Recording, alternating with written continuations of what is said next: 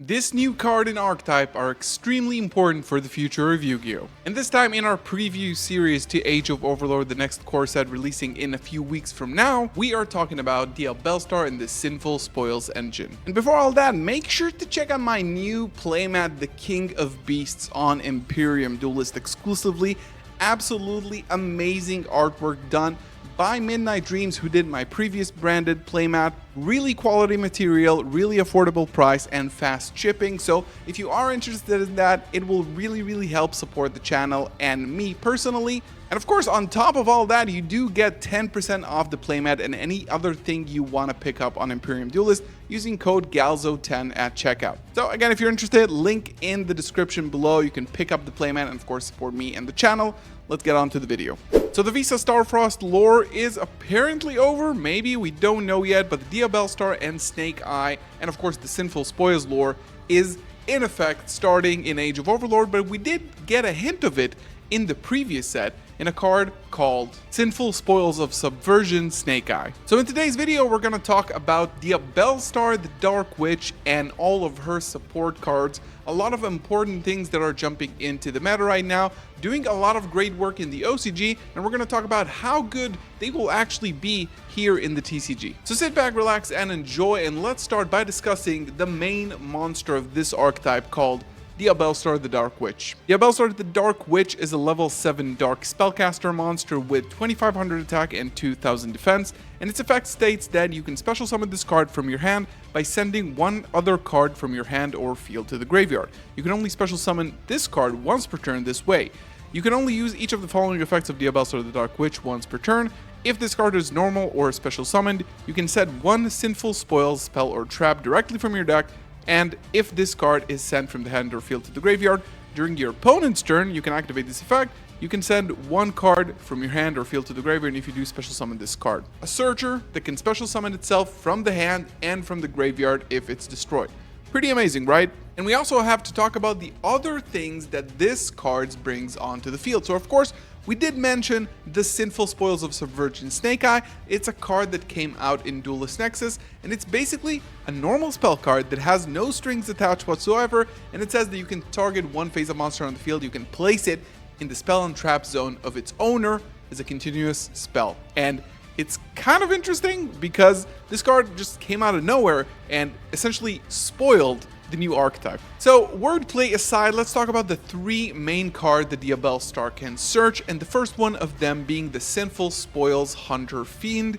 This is a quick play spell card that adds a Diabellstar monster from your deck or graveyard to your hand, and you can also banish this from the graveyard during your main phase, then target one of your banished Sinful Spoil spells or traps, or in the graveyard, place them at the bottom of your deck and then draw one card. So essentially you can play a package of 3 of these in one Diabellstar, so you can search it and then of course summon it by its own effect, and also draw a card once you use the spell or trap the Diabellstar searched.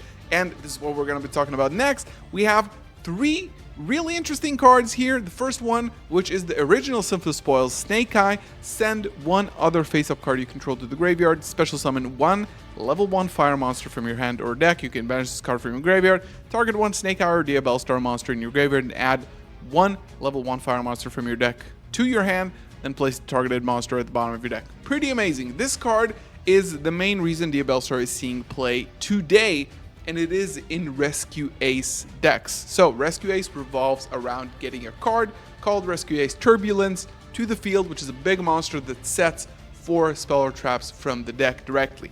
And in order to search that card, you have to use Rescue Ace Hydrant, which is the central pillar of the Rescue Ace strategy. It searches, and of course, once it's on the field, if you activate their spells and traps, they gain additional effect. So essentially, what you do is you play a package of Diabellstar and the Searchers, and of course the original Sinful Spoils Snake Eye, in order to be able to search Hydrant, which with much bigger consistency. And then we have sort of the offensive side of the Diabellstar engine, and we have Sinful Spoils of Doom Luciella. You can target one level 7 or higher spellcaster monster you control, apply these effects in sequence. That face-up monster is unaffected by other monsters' effects this turn, but send it to the graveyard during the next standby phase of your turn, and all face-up monster your opponent controls currently lose attack equal to that monster's attack, then if any of those monsters' attacks have been reduced to 0 as a result, destroy it. So Luciella is another card that you can search off of Diabellstar. You can set it, of course, and then use it on your opponent's turn in order to get a pretty wide field pop. And then we have the Sinful Spoils of Betrayal, Sylvia, which says send one Diabellstar monster from your hand or face-up field to the graveyard, then target one face-up card on the field, negates its effects when your opponent activates a card or effect in response to the activation of your Diabellstar monster's effect or Sinful Spoil spell trap card or effect. You can banish this card from your graveyard and negate that opponent's effect. This is exceptionally strong because, one, it gives you a targeting Omni negate, but also it prevents negation of your Diabellstar and Sinful Spoils cards. You can only use one of the effects per turn, but still it's pretty amazing because it's very, very searchable and easy to get.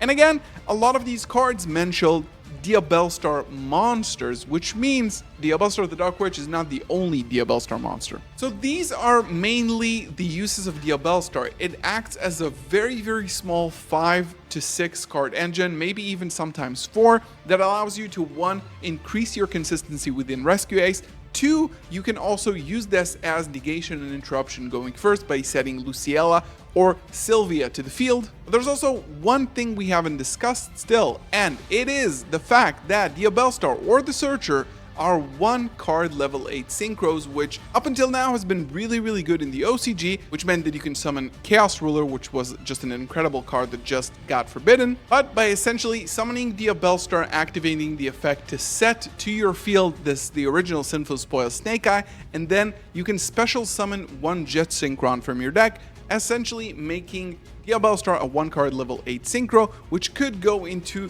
Dragite for water monsters if you're playing Tier Limits, for example, Blackfeather Dark Rage. You can get to Warlord Savage if you already have Link set up in your graveyard, Crimson Blader, Cyframe Gear, Omega, and many, many more. And again, it kind of synergizes with sending cards from hand to grave. You can put it in a deck that can actually benefit from it. You can combine it with the Horus engine that really benefits from sending cards to grave. We're going to talk about this in the next video. And of course, decks like Tier Limits, which want card in the grave, so you can send a lot of cards and get a lot of advantage using Diabellstar, maybe get into Jet Synchron and then into one of the level 8 synchros. Just really, really good utility for a lot of decks. And yeah, currently we do have images that Diabellstar will be an Ultra or a Secret, and we're gonna have to see what it actually ends up being when the set is released relatively soon.